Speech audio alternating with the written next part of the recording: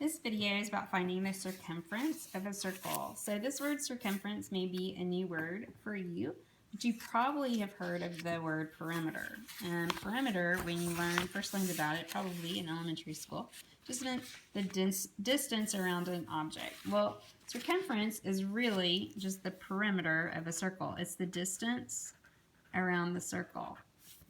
All right, so it just has a fancy name because it's a circle, but it really is the same thing as just finding the distance even around any other type of shape. All right, so some things we need to know about a circle. It has some parts that are labeled here. So this arrow is drawing a line to this dot in the middle. That dot is called the center of the circle. This arrow is drawing a line to the line that goes all the way across the circle. It divides our circle in half.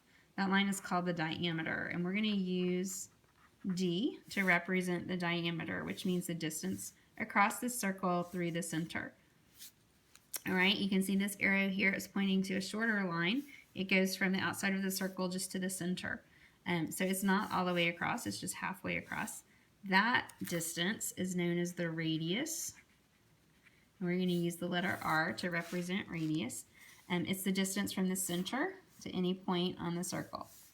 All right, and then this arrow on the outside here is pointing to the actual circle itself. So the distance around the circle is what we're going to be finding in this video. So the circumference or perimeter of the circle is the distance around the circle. We use a capital C to represent circumference. All right, so before we get too far into circumference, we need to know about the relationship between the diameter and the radius, because both of these are going to be used in the formula for circumference. The diameter of a circle, since it goes all the way across the circle, is actually twice its radius. Right? So if this is the radius and this is the diameter, the diameter is twice as long as the radius. That's what this is saying. The D is 2 times the radius, or 2 radii. Right? The radius then would be half of the diameter because it's only going to go halfway across. So that's what this is saying. A radius is the diameter divided by 2. The circumference, the formula we're going to be using today, can be written in 2 ways. Either it's C equals pi times diameter, or it's C equals 2 times pi times radius. So really, if you take out the pi here, 2 times the radius is the same thing as the diameter. So they're really saying the same thing. They're just showing you it written sort of in 2 different ways. Pi is a constant that's unique to circles. So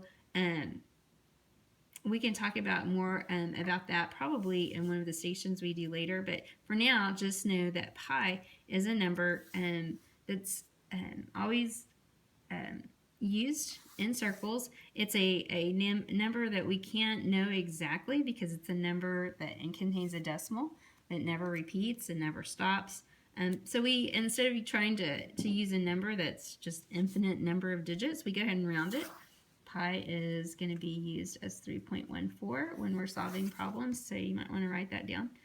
But it's just, when they looked at circles, they found that the relationship between the distance around the circle and its diameter was always this same number. It was always consistent. And that number they decided to call pi. And then it's just very helpful in solving problems that involve circles. All right, so in example 1, it says the radius of a circle is 7 meters, so determine the diameter. All right, so the hardest part with diameter and radius is just remembering which is which. So this right here, what have they told me? That this is the radius, so it's just halfway across the circle. So the diameter is all the way across the circle. So I need to multiply the radius times 2. Well, 2 times 7 is 14, so the diameter is 14 meters. All right, sometimes you may have a diameter and you may have to cut it in half to find the radius.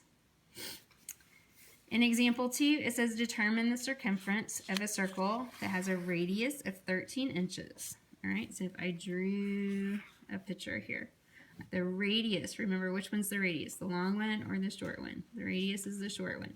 I know that the radius is 13. All right, so when I'm finding the circumference of a circle, I like to use pi times diameter. All right, So in this case, I know the radius. So the first thing I have to find before I can use this formula, right, if the radius is 13, then the diameter, right, has to be twice as long as that. So the diameter is 2 times 13, or 26. So when I plug into this formula, I'm going to use 3.14 for pi, and then I'm going to multiply it times 26. So 3.14, if I do that over here, times 26, I get 24, carry your 2. 6 times 1 is 6, plus 2 is 8. 3 times 6 is 18. Start with a 0. 2 times 4 is 8. 2 and 6. When I add these up, I get 8164. And there are 2 decimal places here, so 2 here is 81.64. All right. And then it looks like they want me to round to the nearest tenth. So 6 is in my tenths place. So the 4 is not 5 or bigger, so this is just going to round to 81.6. And it's in inches. It's not in squared inches or anything, because again, it's just a distance. All right, so no square units, just regular old inches here. All right, so let's keep working on circumference. All right, so the first thing I'm going to do is write down the formula when I'm using circumference. I like using pi times diameter. You can still use 2 pi r. You would just do 2 times pi times the radius. It's kind of just what you prefer. But if I use the diameter, I've already done 2 times r, so then I don't have to worry about it. All right, circumference. Pi is 3.14. Then I need to look at what I'm given here. So is 5 the radius or the diameter? Well, diameter is all the way across, so this is the diameter. This time I'm just going to multiply by 5. 3.14 times 5 is 20, carry your 2. 5 times 1 is 5, plus 2 is 7. 5 times 3 is 15. 2 decimals here. This is 15.7, and it's just in meters. The circumference is 15.7 meters. All right, here, again, pi times the diameter. So I'm going to use 3.14 for pi, and then I need to make sure I'm using the diameter. So this right here is just halfway. If it's halfway, it's the radius. So all the way across, okay, is going to be 2 times the radius, or 16. So I'm going to be multiplying times 16. So 3.14 times 16. So 4 times 6 is 24. Carry your 2. 6 times 1 is 6. Plus 2 is 8. 3 times 6 is 18. Start your second row with a 0. 1 times 4. 1 times 1. 1 times 3. Add them up. And you will get 50.24. There's 2 decimal places here, so 2 here. The circumference is 50.24. I'm rounding to the nearest tenth. So 2 is in the tenths place. 4 is not enough to round it up, so just going to stay 50.2, and I'm measuring it in inches. So 50.2 inches. Now, you don't have to use 3.14. They also give you a fraction you could use here. Most people prefer the decimal, so that's why I'm showing you those examples. But if you want to give 22/7 a try, it's another estimate of pi.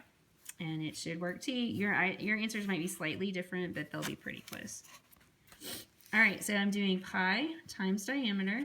So 3.14 times the diameter. This time I need to just stop and check, is 21 the diameter or is it the radius? Well, diameter is all the way across. That's the one I want.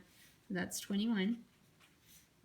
So if I multiply 3.14 times 21, I get 413. Start with a 0. 2 times 4 is 8. 2 and 6. When I add these up, I get 6594. There are 2 places here, so 2 places here. And then this time, 9 is in my tenths place, so when I round, 4 is not enough to round it up. So my circumference is going to end up being 65.9, and this is going to be in feet. So the circumference is 65.9 feet. All right, so just kind of to review what we just talked about, there are 2 main parts of a circle that you're going to need to know when you're working with circumference, and that is the radius and the diameter. So again, radius is the short one. Diameter is the one that goes all the way across. All right? All right, when you're using the circumference formula, I like to use pi times diameter. All right, so I need to find the long one and then multiply by pi, which is going to be 3.14. All right, and again, circumference, what you're really finding is how far around the circle it is, which is like a perimeter. It's just round. All right, have a good evening. Thanks.